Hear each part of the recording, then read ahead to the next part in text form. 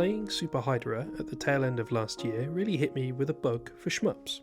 I can't in any way say I'm reaching a point of any particular skill or familiarity with the genre as a whole yet, but I've been looking for somewhere to jump into the genre more widely. What could be a more apt starting point then than one of the games that was one of the main influences in Hydra's excellent design? You're listening to the almighty Backlog. I'm Ellie, and today's review is on Gradius, available for 3DS, Amstrad CPC, Arcade, C64, MSX, the NES, PC-88, PS4, PSV, Sharp 868K, the Switch, TurboGrafx 16, the X1, the ZX Spectrum, and quite possibly some other systems that I've missed. This review is based on the NES version.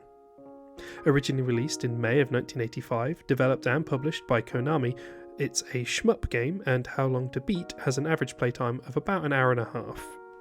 While I think it's fair to say that the shoot-'em-up genre is an iconic image of yesteryear gaming, I don't know how many of its games are that recognisable outside of a specific circle of fans within the hobby.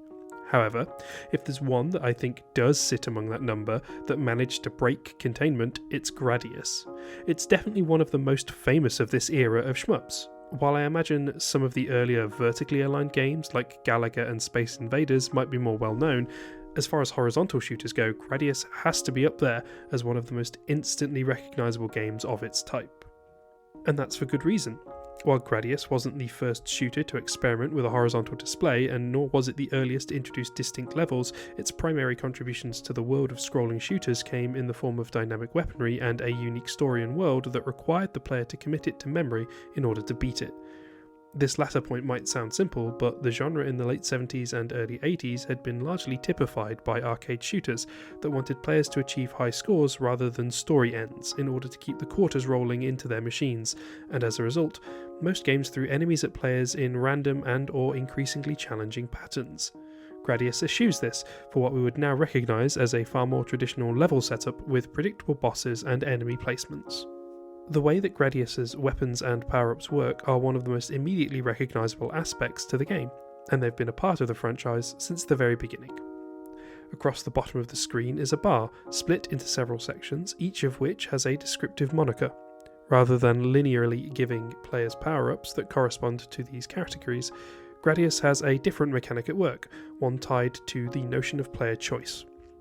As you defeat enemies, occasionally some will drop pickups, but rather than give you a specific power, instead they highlight one of these categories.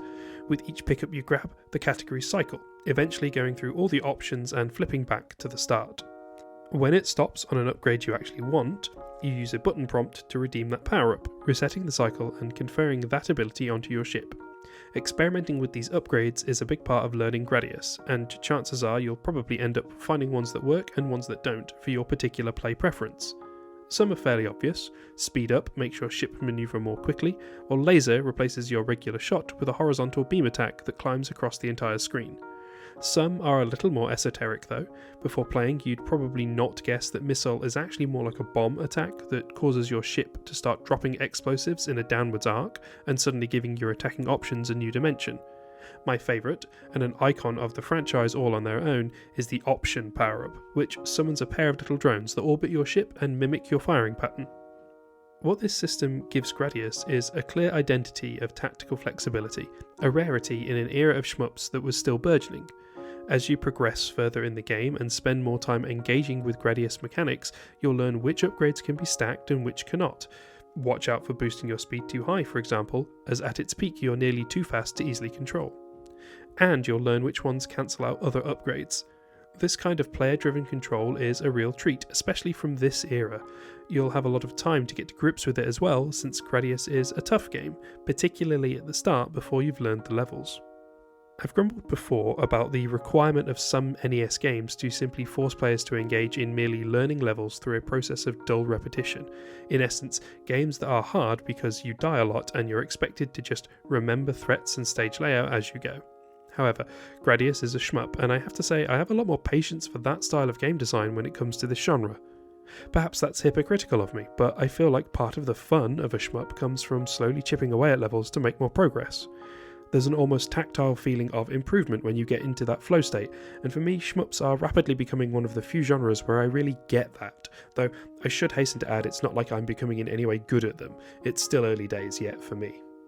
What helps Gradius in this regard as well is that it was one of the earliest shmups to have clear levels that progress to form a narrative. Our ship, the Vic Viper, begins in the void of space, flying against erratically swerving enemy fighters, but before long, the Viper's journey takes it through a whole host of different places: encampments squatting on tree-lined planetoids, gun turrets hanging from asteroid belts, a bizarre fractal landscape, and of course, the series' iconic Moai fields, filled with spacebound Easter Island heads that spew laser orbs from their still faces. Each level begins with the same pattern of fighters to give you a chance to hit some easy power-ups, but once you're past that, the places Gradius goes make for fantastic sci-fi.